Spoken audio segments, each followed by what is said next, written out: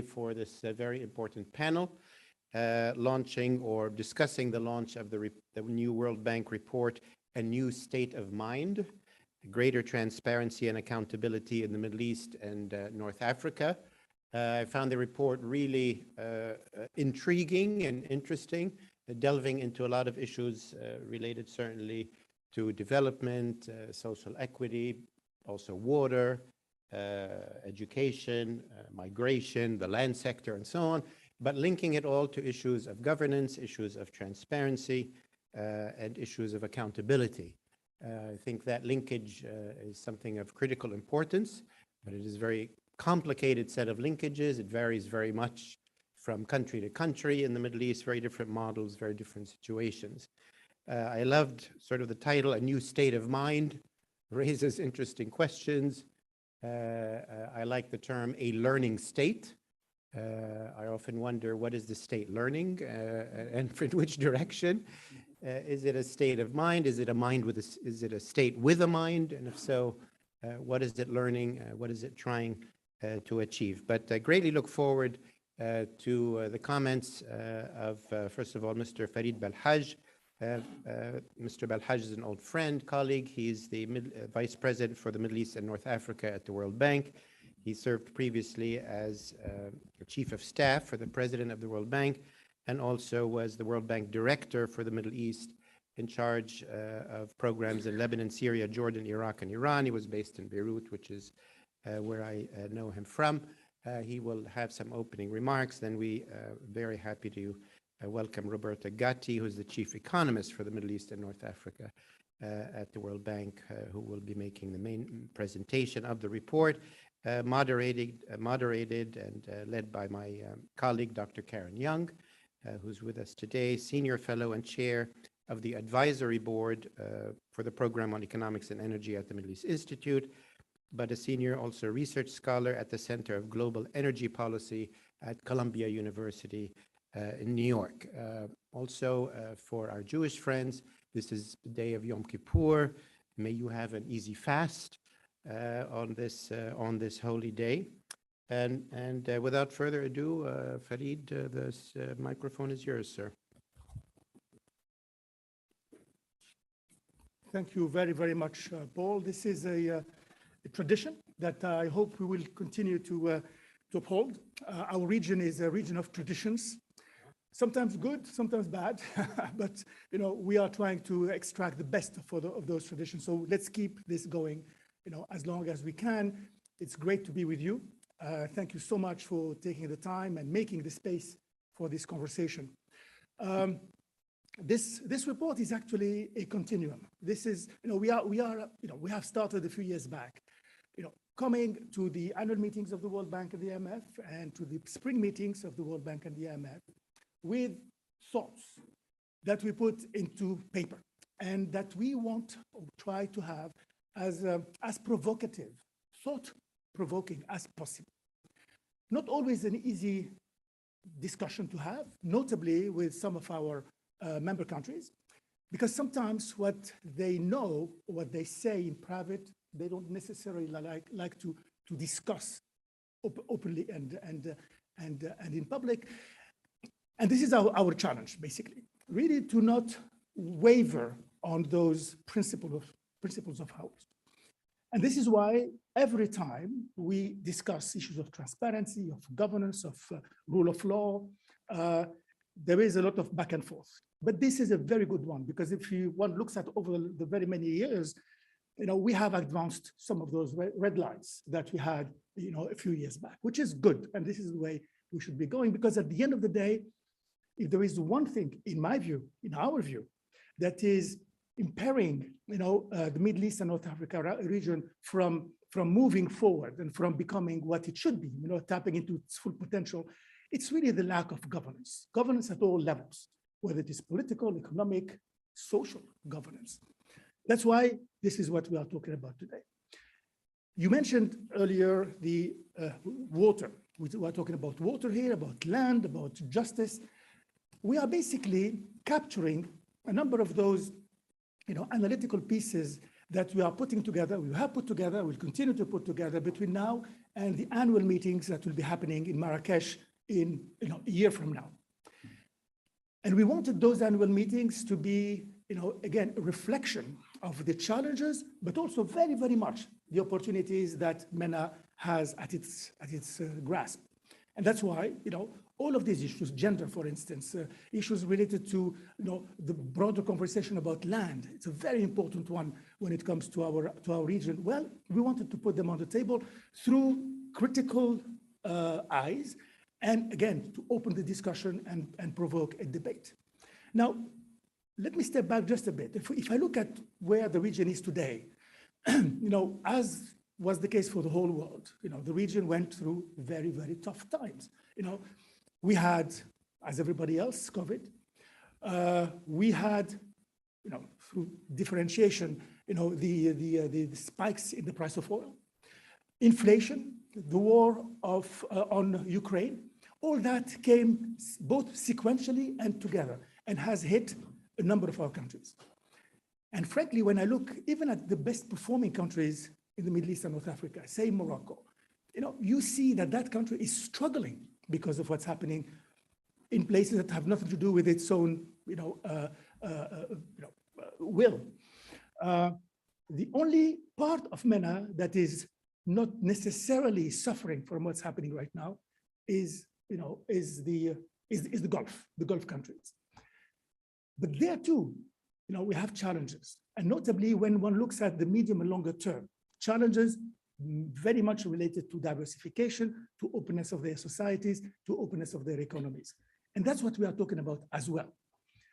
So it's important that we have this type of discussion with you.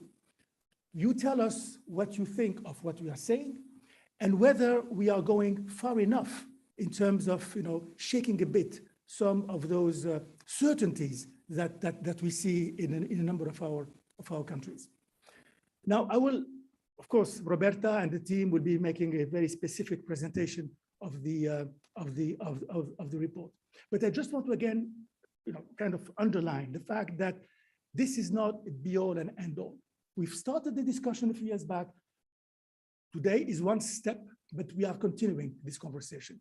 And the aim is this whole objective of ours to push to this renewal of the social contract that, in our view, the lack of that renewal led to tensions, led to strife, and led to what we call, in a very, in my view, unfortunate terminology, the Arab Spring. The fact that we did not touch on some very specific governance issues, transparency issues, accountability issues led to where we are today in a large number of our countries. And we need to today possibly, again, ring an alert bell and tell our countries, tell the people in the Middle East and North Africa that the only way forward is really for government to be accountable to them, government to be transparent, government to be abiding by the rule of law, and government to be predictable in their policies and in their commitments. So I'll stop there. Thank you so very much again. And I really would like to thank you again, Paul and Karen, for all the job that you are doing and for this very strong partnership that we have established over the year. So thank you so much.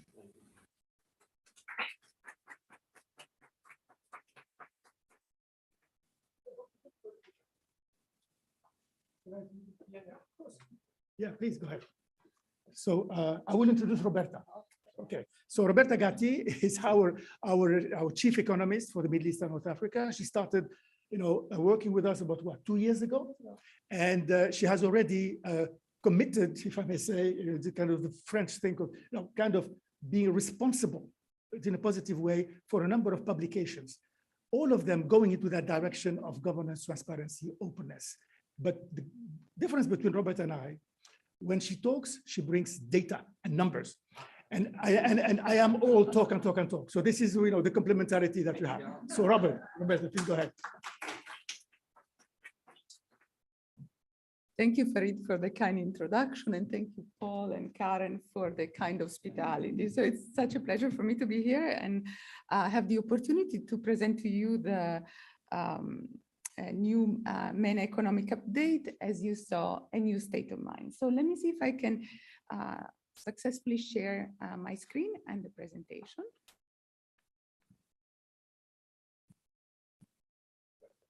Success, almost. On the air. I hope, yes. So there you go. As you see, a new state of mind, greater transparency and accountability in the Middle East and North Africa, with a core team where we had the pleasure of actually working together with Farid and a large team composed of our Deputy Chief Economist, Daniel Lederman, who's here, Ernest Sergenti, our senior economist, who shepherded the whole process, Han Nguyen, who collaborated with him, Hoda Sem, Rana Lotfi, and Mena Musa. You see also here a long list of other names, because differently from our typical economic update, this looks more like a book. And it has a second part, which is a series of contributed essays that really try to tackle the question of transparency and accountability, how it articulates across sectors and within sectors. But first things first. So let me start, and I might spoil the surprise here, with the key messages that we find. And as you know, the first part of these type of reports is always devoted to the macroeconomic outlook of the region. To some extent, Farid has already alluded to the big picture that we see in front of us. We're facing a global economy that is transitioning from low inflation and low interest rate to high inflation and high interest rates. We're trying to make sense of what it means for MENA. And the MENA region faces some opportunities, but also significant vulnerabilities. Higher inflation also in the region, a true growth trajectory to which Farid alluded in saying that some countries are actually reaping some of the benefits of increased prices, but also high debt, which is in part also the effect of lingering legacy of COVID, but also the lingering legacy of decades of low growth. And we're going to get there later on. In this report, at least in the first part of the report, we focus on two key aspects, which are on everybody's mind. One is inflation, and one surprising fact, potentially was kind of surprising to us, is that inflation in the MENA region is lower than expected, particularly if one computes it looking at the countries that are not in that distress, and so excluding Lebanon and also excluding Iran, both of which had extremely high inflation rates. The second part is that, not a surprise, but something that we should watch carefully looking forward, is that oil importers countries face multiple vulnerabilities, and here we focus on a key one, which is debt vulnerability. So both Paul and Farid spoke about the new state of mind, and we hope that this was kind of stoke your curiosity. In reality, coming from a large knowledge program that we have financed in the World Bank, it seemed that governance was really the common denominator of many of the challenges of the region. We want to look at it in a positive way, and looking forward, what could be the elements of governance that could really make a difference. And these elements seem to really be transparency and accountability. And I'll go more in detail of what this means. But we really try to look at transparency and accountability in the role of the state and how the state relates to the economic system. And so we hope that looking forward, countries can promote a way to measure better, to take stock of how things are going, what works and what doesn't, and have the incentives aligned to course correct and realign things if needed. And this, I think, comes also from the humble recognition that there is not a silver bullet in development, and that development processes are rarely linear, and how we sort of would want to make them in our head in the theory. In practice, they are complicated and sometimes meandering. And listening to the signals and to measures that we see outside of what works, of the results of our action, and course correcting could be a very productive way for the government, on which there are many demands right now to take on. So here is the kind of quick summary of the second part, but let me delve into the macroeconomic outlook first. So No surprise to any of you, I believe, but we're all facing more volatile commodity markets. What you see here on the left-hand side are hydrocarbon prices starting from July 19 to the summer of 22, and you see the rapid increase, and the same for cereal grain prices, which were, however, increasing a bit before the crisis in Ukraine. What's the result of these increases in prices? Increases in inflation quite generalized, particularly in the United States, in the euro area. What I like between these two graphs is how evident is the difference of the components of inflation in the US vis-a-vis the euro area. In the euro area, energy inflation is really the bulk of headline inflation. Instead, core inflation is more the bulk of the United States. We said we're moving to high inflation, but also a world of high interest rates. And on the left-hand side here, you see the share of the number of rates hikes cuts from 2012 to 2022, and following a moment of sort of loosening of monetary policy, we've gotten starting from January 21 and much more intensely from September 21 in a moment of tightening of monetary policies because countries' central banks are reacting to increased inflation. What this implies for developing and emerging economies, you see it on the right-hand side graph, higher interest rates that can weigh negatively on the burden of debt. Now, something for which these MENA updates, regional updates are known for is to put out the forecast for growth. So here you see them with the different years in different colors, coming all from our country economies. For some publications, they're called MPO, Macro and Poverty Outlook, and that you will find on the website detailing country by country the most recent evolution of their macro prospects. Something that I wanted to highlight here is that what we see in 2022 is that on average, the MENA economy is growing quite fast at 5.5%. As a matter of fact, is the fastest decrease in half of it, fastest growth in half of a decade. But what we see is that really this growth is pulled by high oil prices. We see that 2022 is in gray. GCC countries are doing particularly well. Developing oil exporters, Algeria, Iran, Iraq are doing moderately well with growth rates around 4% on average.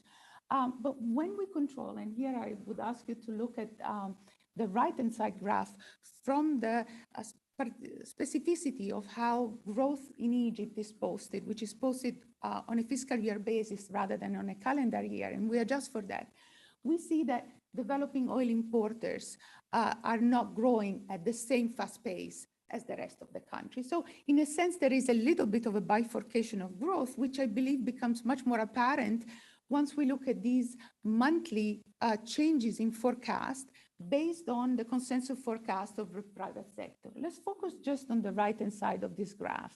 What you see on the first one, which is the one over there, and then I think I can indicate it to those online as the graph in the center, you see the changes in the forecast for 2022 relative to February, which is when the war in Ukraine erupted. And what you can see is that GCC countries had a massive upgrade of their growth forecast, and they are depicted in orange. This upgrade is pulling up the whole region, which is depicted in blue, and instead you see a progressive worsening of growth forecast for developing oil importers, the ones that have to cope with the significant increases in oil and fuel prices and also with inflation. You see for 2023, and that's the last graph on the right, that overall growth will be more muted in 2023, but that scissor will continue to persist. Now, we said that we focused on two key aspects of the macroeconomic outlook in this report, and the first one is inflation. Here we go with a surprise. What you see on the right red bar is the average inflation in the US in the past 7 months at about 8.5%. So the average inflation for all countries except Iran and Lebanon, whose inflation is literally off the charts here because it has to be measured on the right-hand scale rather than the left-hand side scale. In MENA, the average inflation excluding Lebanon and Iran was about 5.9. So what does explain, what explain this lower than expected and definitely lower than the US inflation rate? Well, let's go a little bit in the detail. First of all, you see a certain variability across inflation rates across countries, and this you see them depicted in orange. Then we sort of went back to the basic, to sort of international economics 101, and really asked ourselves, what makes off inflation? And there are three key elements that define the pass-through from the increase of global prices to inflation. First of all, how many tradable goods are in the basket of a country? And they are always less than 100%. In our region, they range from 23% to 77%. Usually these ratios are lower in richer countries and higher in poorer countries. But this means that there's not a one-to-one correspondence between the increase in global prices and the increase in domestic prices. Secondly, exchange rate devaluations, and we had quite a few in our region, also weigh on domestic inflation. And lastly, governments can actually intervene with what we call product market interventions to keep inflation at bay. So what are these product market interventions, and what did our countries do in the past 7 months? What you see here is a table that has a basic taxonomy of product market interventions, which range from increased food price food and fuel subsidies, instituting price controls, changing trade regulations, allowing direct tax exemptions, VAT, for example, instituting product-specific exchange rate, or changing the existing regulated prices or subsidies. And what you see on the sort of first part of this table is that our countries did a combination of these policies, all to try to contain inflation. What was the result? The result, you can see it as the difference between the gray bar and the orange bar. And just to give you an example, in Egypt, currently the inflation is around 14%, but it would have been 18.4% without this type of interventions. So these interventions, to a different degrees and a different extent, have been moderately successful in keeping inflation at bay. And the moderate success, you see it here in this table, as the percentage point of inflation that have been gained, so to speak, because of this policy. And an innovative part of this report is actually that we directly estimate for each country what is that difference. And for Egypt, for example, is 4 percentage points, and the West Bank and Gaza is 3 percentage points. For Algeria is 2 percentage points.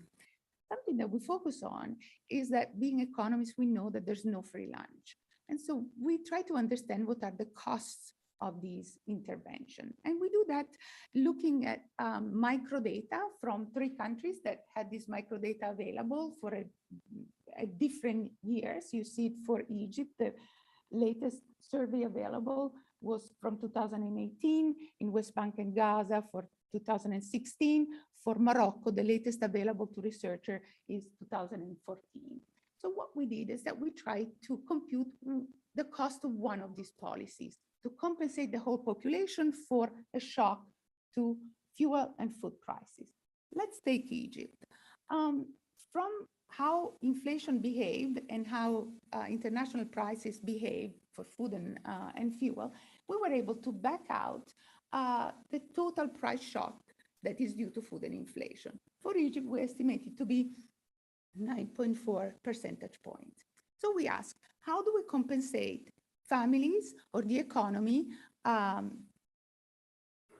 to sort of make up for that increase in prices? We can do it in 2 ways. The first one you see depicted on the orange line, and that's what we call targeted social safety nets, targeted cash transfer. What you see on the x-axis are the households in the economy sorted by the size of consumption in an increasing way. So you find here the poorest households to the left, and to the right, the richest household. This orange line is sort of increasing nicely and steadily, and represents the cost of compensating progressively the poorest decile of the families. The poorest two deciles of the family, the poorest three deciles of the families, and so on. And it basically maps the cost. Once you compensate all the families, so from the poorest to the richest, you would spend in Egypt about 1.1% of GDP. So if you compensate all the families, that means that this is equivalent to a general subsidy. So let's take that to be the cost of a general subsidy. What do we do with this blue line? We take the ratio of the general subsidy with what would be the cost if we decided to target social safety net only to the poorest quintile, the poorest and the second poorest quintile, the poorest, the second and the third quintile, and so on. So clearly you see it as a decreasing line, because as you compensate progressively more of the population, you get closer and closer to compensate almost everyone. But something that was startling to us is that if you decide, for example, to compensate the bottom 6 deciles of household, meaning 60% of households, which might imply more than 60% of the population, maybe 70% of the population, because poorer households tend to have larger size, you still spend something like 80% less than having a full subsidy for all the population. So what we wanted to show here, and we replicated it for West Bank and Gaza and for Morocco, is that first of all, general subsidy are costly. This is no surprise, but when we really make it concrete to try to compare with the cost of social safety nets, we really see that there is a significant difference in the fiscal cost of these two alternative programs for compensating inflation. So why did we do this exercise, in particular for these 3 countries?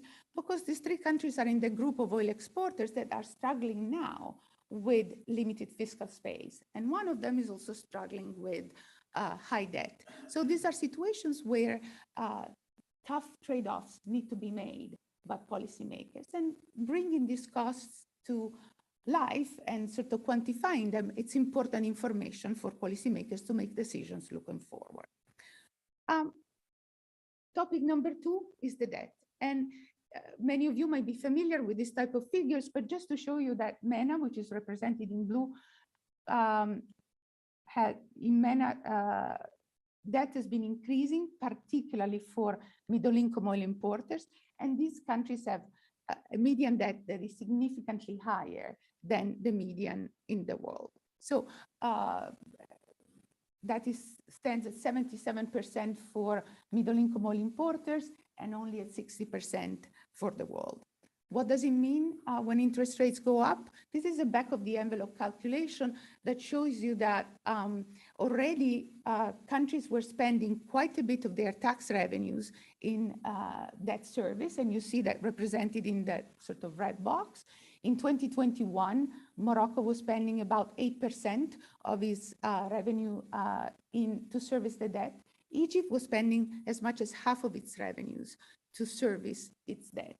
And when interest rates increase, and here we have very conservative hypotheses in terms of, we assume that this interest rate hike is temporary. We only look at 1/3 of the rollover of the debt, and we did not consider the depreciation in the debt burden in terms of debt service for Egypt goes up by 10%. That is 5 percentage points of revenue. So I'm moving towards the question of vulnerabilities because this is something that is heavy on our mind, and I'm sure occupies a lot of the mind of policymakers. And we want to, with the second part of the report, we look more at the structural factor, try to see what could be ways out of this vulnerability. And what we propose is a learning state. Now, all of you who are interested in MENA know about a legacy of anemic growth and disappointing TFP, total factor productivity growth in the region in the past 2 decades.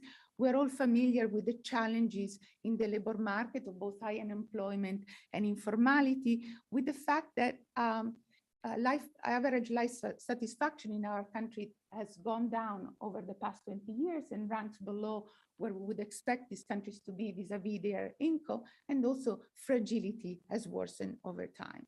What is a common denominator to this sort of legacy that explains so much of today's vulnerability? A deficit in governance. And I will not get into the complex definition of governance, but I will just focus on transparency and accountability, because in all definition, academic and policy of governance, transparency and accountability are part of what good governance means. And what we see from the spider graph on the left in the blue line is that voice and accountability is particularly a challenge in our region, in the Middle East and North Africa. And you see by this line kind of almost touching the zero. And when you look at different data sets, and this is an excellent and probably underexploited data that have been put forth in the American Political Science Review 2 years ago that details within a conceptual framework the concept of accountability, you see that accountability in our countries, which are depicted in red, stands always below where we would expect this country to be vis-a-vis their income per capita. Let me close this piece of the definitional puzzle of what is instead is transparency. And here, I think that transparency can mean many things, but for sure it means openness to data. And in our region, when you look at what statistical institutes do, we find that many do not collect data on a regular basis. And this is not only the case of fragile economies, but a number of them collect the data, but do not make this micro data available to the public. You see the non-collected data in red. You see the data that are collected, which is an indication of capacity, statistical capacity, but not available in orange. And you see instead some sort of areas of excellence and openness, among which I think the West Bank and Gaza shines for making all of its microdata for foundational data such as consumption service and labor for service available to the public. Why are these elements important? Because these are key mechanisms for the government, the bureaucracy, to measure how it succeeds or doesn't, and take stock of the next directions to take. The part that comes together is the need of incentives, and that's the accountability piece that can align the incentives of policymakers and service providers to move towards that progress. Just to give a concrete example of what we mean, this is an example from education, and I'll conclude rapidly here because I think that I might have gone a bit over time. In education, anyone who works in the space of education knows the importance of metrics. And so measurement of children's learning rather than just inputs to schooling is fundamental. But just measuring learning is not enough, and that's the part of transparency and sort of reflecting on those measures. One also needs to align the incentive for change to happen. And one of the studies that we cite in the report shows that when the locus of decision is moved towards the principals, which are closer to the families, closer to the children, who understand better teachers, learning outcomes go up for children. This is just an example, and there are many more that we detail in the report across the different sectors. I'll conclude with the example of jobs because I think that it gives a sense of what this measuring and course correcting might mean. And here we show also on the basis of a flagship that is called Jobs Undone, that, and that was launched a couple of months ago, that SOEs are really pervasive in our region. And what is more problematic is that SOEs tend to have preferential access to credit, exemption from competition, and extensive state support. How does it fit? Oops. How does it fit with transparency and accountability? If SOEs enjoy this treatment, they don't hear the market signs. They are not disciplined by prices. So that's the part of transparency. And they do not have the incentives to act upon it because they are allowed to continue to have preferential access to credit. So Farid might want to talk more about this, but we are also embarking as an institution in a sort of proposed compact for an SOE reform, something that we hope will address this question in transparency and accountability. Let me conclude here without going through all of the examples that we have in the book, but I'll be happy to elaborate later. I think that the main message that we want to put on the table is that improving transparency and accountability is fundamental for our countries looking forward. It is essential for countries that are in a vulnerable situation now, because these are very cheap reforms. They don't imply fiscal cost. Sometimes it's just a stroke of a pen, but they can have huge benefits in terms of GDP growth and in targeting public resources. They're also important for the countries that are doing well today, because this is the opportunity to experiment with what works as countries that have more oil-based economies want to transition towards a broader based outcome. Crises are dramatic and make families, firms, societies suffer, but they're also opportunity. And this is what we hope that this crisis, this series of crises continue to be for the region, an opportunity to increase transparency and accountability, which will be fundamental to help countries navigate an uncertain future. So thank you very much, and I look forward to your questions and comments. Thank you, Roberta. That was a fantastic presentation, and congratulations on this report, and to Fareed and to all of the MENA team. We're going to have a little back and forth. I have some questions for you. And then if we have some time, I'd like to invite Paul and Fareed to the stage at the end. As a note to our audience, those who are joining us here in the room, we'd welcome your questions, but we're going to submit them in a virtual way. So if you can use your phone and submit via email to events@mei.edu. If you're joining us via Zoom, you can submit a question in the Q&A function in the Zoom software. So Roberta, congrats. A lot of work from the team. And I would say this report, to me, is not the usual economic update. And it's really sort of a back to basics, I mean, of institutional economics, right? Of the way we think about political economy on issues of land rights and land reform, of water and sort of, basic service delivery of utilities, on migration. I mean, everything is in there. Are you making a bold statement? And, can you maybe elaborate a little bit on these terms that you've used, the learning state, a new state of mind? I mean, you shared with us already, but what are you pushing forward here? Thank you, Karen, not only for the hospitality, but for this opportunity to discuss our messages and to have a sort of feedback. Switch yourself on. Oh, sorry. There you go. There you go. I try to sort of bring back this concept of governance to these two elements of transparency and accountability, because I see that the world is becoming more and more uncertain. And after having worked in development for 20 plus years, I've also learned that the silver bullet, the sort of one recipe that if you follow it to the T, everything will work out, rarely, very, very rarely work. So what I've seen is that it's important to have mechanisms that allow institutions, and I would say people, to learn. These mechanisms are muted in our region.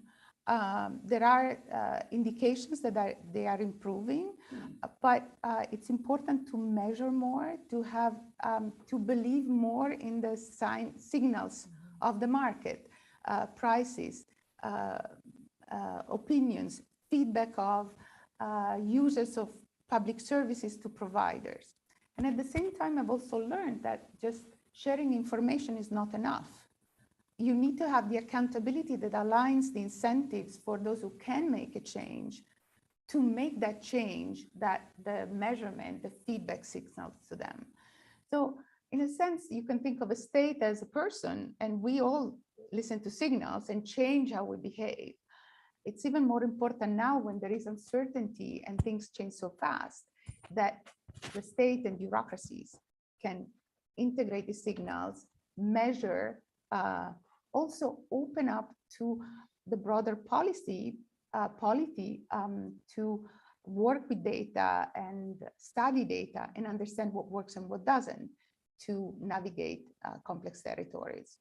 And that's really building upon the work that you did during COVID, which was very much about collection of data for public policy making. And now you're saying it's not just about the data, it's about sharing it and then acting upon it in an accountable way. So I see a Roberta Gatti theory of economic growth here coming through these reports, and I think it's fantastic. You mentioned and showed us, I think, some really interesting projections about inflation. And that, of course, is on everyone's mind right now, on energy prices, on food prices in the region. And something that we all certainly have noticed is this real disaggregation within the region in terms of how inflation is being felt, whether it's oil importers or exporters. What is keeping you up at night as we continue within this inflationary environment? So aside from putting together this report, something more fundamental that keeps me up at night in this current crisis is the fact that, first of all, the poor are the ones who suffer the most. And so this is particularly true when inflation comes across as food and energy inflation, because disadvantaged families end up spending a much larger share of their budget on food and fuel. So that's one part, and that's the distributional part. But there's also something that keeps me up at night, which is more of a silent crisis, which is we hope that the shocks are going to be temporary. So let's say even tomorrow inflation poof magically disappears. Temporary shocks can have permanent consequences. And if food inflation, food prices go up, nutrition of children worsens, nutrition of pregnant mothers worsens. And we have plenty of academic literature that shows in a very rigorous way that the implications in the long term on not only stunting and health, but also the implications for learning, cognitive development, chances of disability increases dramatically. So what keeps me up at night is that it's important to make this cost surface so that policymakers know how to make trade-offs and decide that these trade-offs are apparent and their best judgment is to do X rather than Y, but they do it in a sort of evidence-based way. So that keeps me up at night quite a bit. And that really kind of relates to the data that you presented on the use of subsidies, which of course is a long tradition in the MENA region. But the tough advice will be you're going to have to choose whether it's among deciles of the population, how best to support them. But the report argues that this is not a long-term sustainable solution. So how do you know when to use them, how to use them, and when to suggest to stop? That's a complicated question, Karen, and someone who has studied the region like yourself knows that, as you said, there is a long and very rich literature on subsidies, their potential consequences and distortions in the economy. What we wanted to do here was something very humble, is again to surface these choices that some countries have to make. And maybe some of these choices were inevitable. And we have seen that some countries have used almost all of their policy menu that they had at hand to try to stave off inflation. And we also know that the evidence shows that inflation is associated to having people in the streets, there's academic literature to that. Clearly, I think that our countries have used traditionally subsidies, but in the past 10 years, I also saw a dramatic improvement, and I was very delighted to see it in social registries and in understanding the social safety nets are a fundamental pillar of how you manage an economy.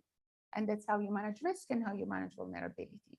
So I don't think that we are now where we were 10 years ago in the region. And a country like Egypt has Takaful and Karama and can expand those programs now. And the idea is to really try to expand these programs as a lung.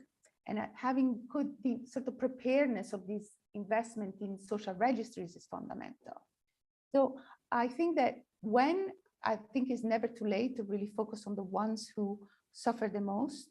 How you need to be prepared. You need to know who they are. And to do that, you really need to prepare ahead in advance, ahead of time. And we know that the number of disasters, even sort of natural disaster is increasing. So we know that we have to prepare. We can't have a cycle of emergency and neglect, which is something that we have pointed out when we looked at health and the sort of preparedness that we hoped had been there and was not around the world, not only in MENA. I want to invite Fareed and Paul to join us because I'm going to ask a really hard question.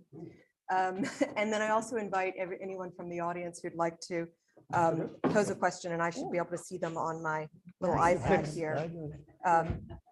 There's no left or right. Here's the tough one for Roberta and Fareed, and maybe Paul will weigh in as well. This report is taking a stand on what good public policy looks like. Are you making or leaning into recommendations on forms of governance? Is this a democratization argument that you're making? And what's the difference? Who wants to go first? They're Yeah. the accused. Yeah. I think it is the case. What we are saying through every single policy recommendation we make is that you need to give more voice to the people. Let me give you one example, but linked to the whole subsidy issue. If one looks at it very carefully, go precisely, what you are looking at here is that the state dictating to people what to consume, because they are giving them incentives to consume X rather than Y. And if we are talking about democracy, if we are talking about freedom of choice, the state has no business getting into what people should eat and how much people should consume of this or that in terms of goods or services. So this is important. And that takes us to the whole discussion about the role of the state in the economy. And the SOE conversation that Roberta has put on screen earlier. The state is overwhelmingly present in the economy in MENA through state-owned enterprises that are mismanaged and that are frankly becoming a drain on the budget and a drain on the, I would even say, mere survival of the economies of these countries. There is there a revolution, to be made. And what I would suggest, and revolution is a big word, but at the end of the day, that's what you want. Because what happened with the Arab Spring, when we talked about a revolution in the Arab Spring, let's take the physical picture of a revolution. You start from point zero, you go around and you come back to point zero. That's a revolution. And that's exactly what happened in the Arab Spring.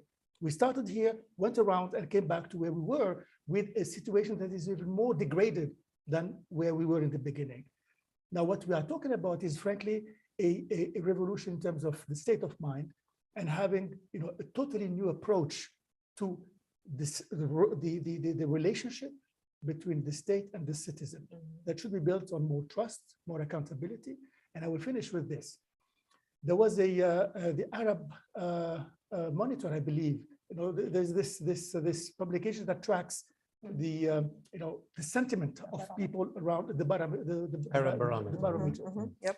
Well, about a year ago, there was a very interesting figure showing that Morocco was actually leading all Arab countries in terms of trust in government. You know why? That was the time when the Moroccans succeeded in managing the whole COVID crisis, when people found that everybody could access vaccines in a very transparent way, when they saw that from the prime minister to citizen lambda, everybody had to sit, wait for their turn, and there was no cutting corners there.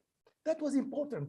And it showed that when you have an openness and transparency and show that people are treated the same from wherever they're coming from, well, the trust in government becomes extremely important. So it doesn't need much. It needs, frankly, for the state to be more transparent, to open up, and to put itself, at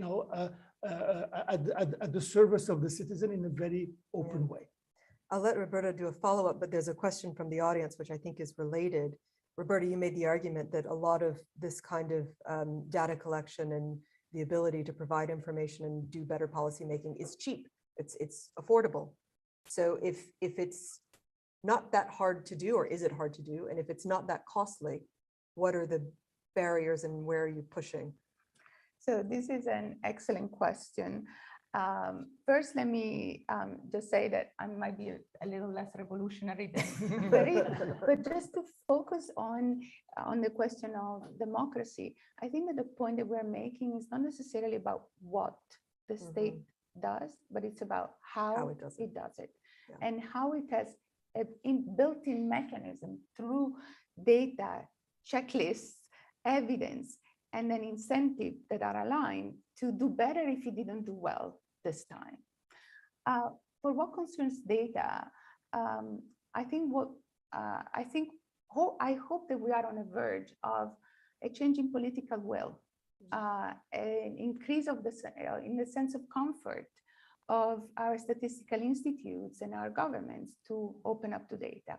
There has been a tremendous progress on the practical anonymization techniques. So right now we are in a situation where this type of foundational data can be put in the hands of researchers without risking privacy infringement to people, and leveraging the evidence that comes through to improve things.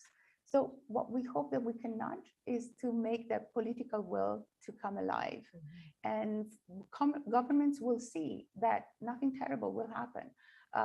Countries around the world, and we had in a previous report a benchmarking with Mexico. So not only rich countries, but also emerging economies have this type of full openness, and they see it beneficial.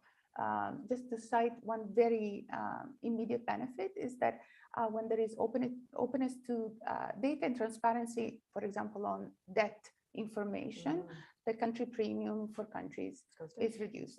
Yeah. And that goes to the point of trust that Fareed was making earlier. There's another question from the audience, and maybe Paul will weigh in on this one. I mean, and Roberta, you mentioned it. I mean, the inflationary pressures usually are linked to political instability. I mean, what is the situation of political instability in the region, the more fragile economies and fragile states? What is this kind of argument that the bank is making in terms of transparency, accountability, governance? What does that mean in a place like Lebanon or Libya or Yemen? Well, I wanted to separate a bit, I mean, the necessity of transparency, of evidence-based review of policies as part of just, modern, the modern technology of government. That should go without saying. It's sad that one has to still say you should survey, you should have data, you should make it public. I separate that from the system of government and all of that, and I definitely think a number of countries in the region are behind on that. When I look at the forms of government, obviously we have great variety in the region. We have great variety in the world, from the Chinese model to European models to the American model. When we talk about some of the democratic attempts in the Middle East, what's obviously, and when I link it to policy and governance, that essentially, in the theory of democracy, it includes a very strong executive. And that the democratic system is to keep a check on the executive, hold them accountable every 4 years, provide guidance through a parliament, but that policy is set by the executive, whether it's a president or prime minister working with a cabinet. And when I see some of the very disappointing failures of semi-democratic attempts in Iraq or in Lebanon, what I see is an incapacity. There's no executive, there's no state capacity, there's no ability to do anything. In those contexts, I question, you can publish all the information you want, but A, nobody's in charge. B, those that are somewhat in charge don't care. So it gets into a very complicated incentive structure. In other countries, when I see the words accountability, data, and so on, it's almost the reverse, that in some cases there's a very active CEO, a monarch or somebody, and they're keeping track of things. They're holding ministries accountable. I dare say they're holding people accountable. It's like the complete reverse. Some of them are making policy progress, and breakthroughs. So the political side of this, I think, is extremely complicated, and it's not clear who is holding whom accountable. But I fully agree with the necessity of keeping this all above board, and whoever is engaged in the policymaking process doing that with not only all the data available, but the valuable work that you do at the World Bank and other economists and NGOs can do to take the data and say, well, this teaches us, as you were demonstrating, this approach will be cheaper or more cost effective in that of that approach. But when I look at the Middle East, I look at the failed states or semi-failing states, it's at a higher level of problematics than, well, they didn't get the right survey done. Yeah. And that there's one final question from the audience, and that's about this role of transparency within state-owned enterprises. I think it's a really good question. It kind of speaks to what Paul was just saying. But if we look forward, we're seeing, increasing mounting debt burdens, inflationary pressure. A lot of these entities are going to be sold off. They're going to go bankrupt, especially in the utility sector. I mean, they could be privatized not by state will for reform, but simply by necessity. So you may be looking at a situation 2-3 years from now in which the universe of SOEs starts to be managed and its accountability for ownership is really different. Are you anticipating that, kind of within your recommendations, or what do you see happening in that space, particularly like in a place like Egypt, for example? Yeah. Look, there was an announcement in Egypt a month ago, something, about a number of state-owned enterprises that would slowly go into the private sector. We'll see what kind of private sector we are talking about and which ones will be chosen. The positive side of this is that now there is a talk about it throughout the region. Everybody knows that state-owned enterprises, if they're not well managed, if they're not rationally managed, well, we'll have one way or the other, to be open to the private sector. Well, this is one. Second, going back to this whole discussion about the role of the state in the economy, and frankly, I think this is really the core of the whole conversation in MENA. There's a number that I always put on the table. It relates to the youth and jobs in the Middle East and North Africa. By current demographic trends, we say it, 300 million young people will be knocking at the door of the job market by 2050.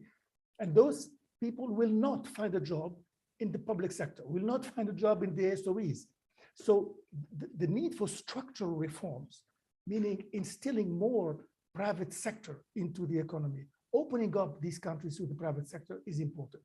And going back to the SOEs, frankly, when I look at them, I don't think many of them are, sellable, because a number of them, you won't find anybody to put money after, I don't know, the airline company in Tunisia, or I can cite a few of those. So the challenge is there as well. They've been so mismanaged that they're worth nothing today. So there is really a need for deep thinking by the state, possibly tough decisions to be made, and frankly, again, both philosophically and practically, to open up the economy to private enterprises and to the private sector, while making sure that private sector is checked by regulatory agencies. And this is where we go back to rule of law, transparency, and accountability. And at the end of the day, we go around and come back to the same conclusion. Governance is the key to everything that would be positive in the Middle East and North Africa region. Well put. Roberta, any final remarks from you? I think that I'd be curious and hopefully and interested to see whether this report stokes some conversation in the region. I hope to have the opportunity to discuss it with our counterparts and see what they think. I like very much the points that Paul has made, and notwithstanding the very heterogeneous forms of political regimes in our region and around the world, I think one could have this conversation about how to go about things in a way that can lead towards progress with anyone. So I look forward to having this conversation in the region and with anyone who's interested in the report. Fantastic. Well, best of luck to you, and congratulations again to you and all the economists on the MENA team. Really fantastic work. Thank you for our audience here in the room. It's fun to be with you.